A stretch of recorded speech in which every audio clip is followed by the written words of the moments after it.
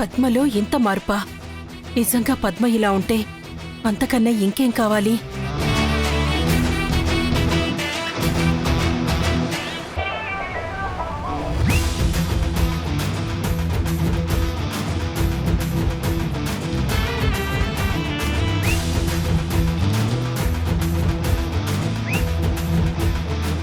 ఏంటిది?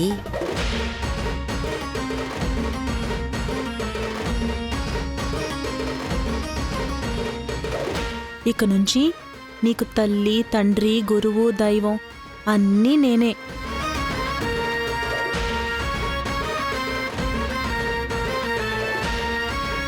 అమ్మనైనా అత్తనైనా నేనే.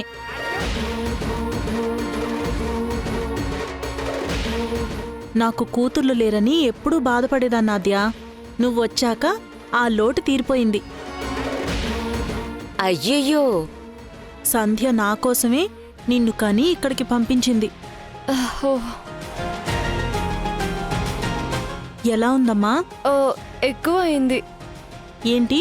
అది మందు ఎక్కువైంది. ఆహా, తగ్గిస్తాను.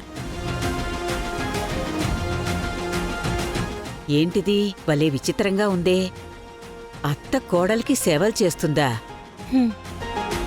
అదే నేను కూడా ఇది నిజమా కల అని చూస్తున్నానత్తయ్యా.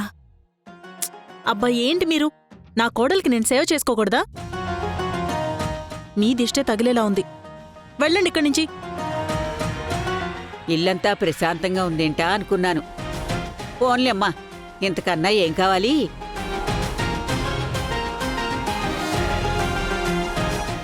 అదే ఈ చెయ్యి కూడా. అబ్బా,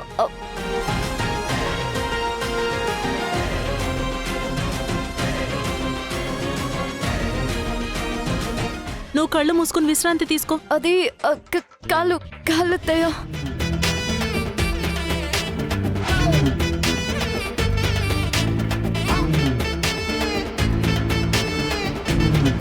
అత్తయ్యతో సేవలు చేయించుకుంటున్నావా? ఏంటమ్మా ఇది? అత్తయ్య వద్దు, వద్దులే, వాళ్ళు ఫీల్ అవుతున్నారు. ఎవరమ్మా మనల్లనేది? అత్తలే కోడళ్లతో సేవలు చేయించుకోవాలా? కోడళ్ళకి అత్తలు సేవలు చేయకూడదా? అలా అని ఎక్కడైనా రాసుందా? నా కోడలంటే నాకు ప్రాణం. తన కోసం నేను ఏం చేయడానికైనా సిద్ధం. మా మధ్యలోకి ఎవరైనా వచ్చారంటే మర్యాదగా ఉండదు. అబ్బో, నువ్వు బాధపడకమ్మా. వీళ్ళిద్దరి మధ్య పచ్చగడ్డేస్తే భగ్గుమనేది. ఇప్పుడు చూస్తే అనురాగాలు ఆప్యాయతల్లో మునిగి తేలిపోతున్నారు. ఎన్నాళ్ళు ఉంటుందో ఈ బంధం, చూద్దాం. చూద్దాం.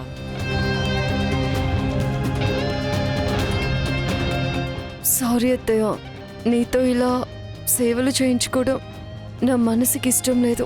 కానీ మీ మనసులో ఆస్తి విషయాన్ని తుడిచేయడానికే ఇలా చేస్తున్నాను. సారీ. మీరు ఆ రింగ్ని తీసేలోపు ఆ పని నేను చేసేస్తాను అత్తయ్య. అత్తయ్య చాలు. నువ్వు ఊరుకో.